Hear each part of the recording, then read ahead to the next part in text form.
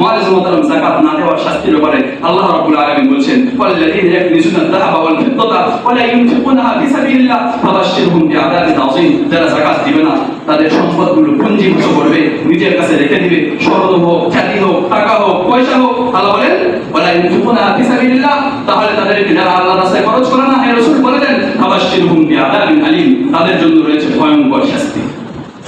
ইয়াউমা ইউহমা আলাইহা ফি নারি জাহান্নাম, কিয়ামতের দিনে সম্পদগুলোকে জাহান্নামের আগুনে গরম করা হবে। ফাতুকওয়া বিহা জিবাহুম ওয়া জুনুবুহুম ওয়া যুহুরুহুম, এবং এই সম্পদ গরম করে তাদের কপালে, তাদের বুকে, তাদের পিঠের মধ্যে সেক দেওয়া হবে। এরপরে বলা হবে হাদা মা কানাসতুম লিআনফুসিকুম, অনুভব করো, মজা নাও, যে সম্পদ তুমি নিজের কাছে রেখেছিলে সেই সম্পদের। আল্লাহ রাব্বুল আলামিন ভয়ঙ্কর কথা বলেছেন, ভয়ঙ্কর কথা বলেছেন। মুআজ্জিজ মুহতারাম, রাসূল সাল্লাল্লাহু আলাইহি ওয়াসাল্লামের আরো একটি হাদিস শুনুন, যাকাত না দিলে কি হবে।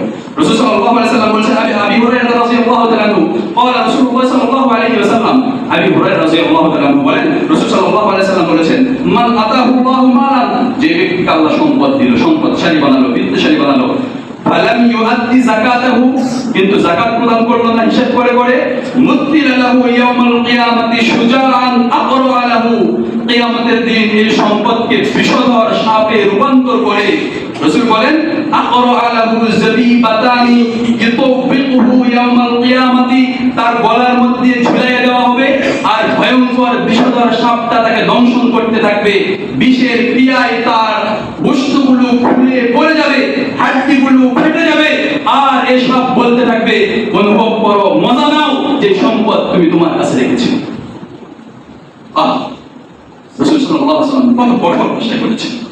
জেনে রাখুন, যে সম্পদ আপনি অর্জন করছেন সে সম্পদের যাকাত প্রদান করা আপনার উপরে ফরজ, আপনার সন্তানের উপরে নয়। আপনি তো সম্পদ রেখে যাচ্ছেন আপনার সন্তানের জন্য। এমনকি এই বছর আপনি বিত্তশালী, যাকাত খরচ ছিল 1 লাখ টাকা, দেন নাই, আগামী বছর আপনি যাকাত গ্রহীত হয়ে গেছেন, তার মানে যাকাত তো দিবেন না, যাকাত দেওয়া তো ফরজ নয়, যাকাত খেতে পারবেন। এরপরেও 1 লাখ টাকা আপনার থেকে মওকুফ হয়ে যায় নাই, আপনাকে যাকাত দিতেই হবে। আর আপনি যদি কবরে যান, লক্ষ লক্ষ কোটি কোটি টাকা যাকাত অনাদায় রেখে, তাহলে আল্লাহর কাছে আপনি কেমনে দাঁড়াবেন, আল্লাহর কাছে কেমনে মাপ নেওয়ার আপনি আশা করবেন? আপনার সন্তানের প্রতি যাকাত দেওয়া ফরজ নয়, ফরজ যে উপার্জন করেছে তার উপরে, ফরজ যার কাছে সম্পদ রয়েছে তার উপরে।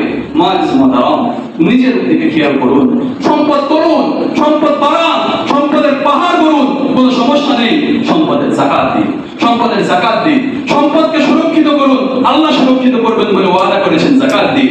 সম্পদকে বৃদ্ধি করুন, আল্লাহ যাকাত নামকরণ করেছেন, বৃদ্ধি করে দিবেন বলে প্রতিশ্রুতি দিয়েছেন। তাহলে আপনি সম্পদের যাকাত দিন। আপনি কেন সম্পদের যাকাত দিচ্ছেন না? আপনি কোন আশায় রয়েছেন? কেন আপনি দিচ্ছেন না?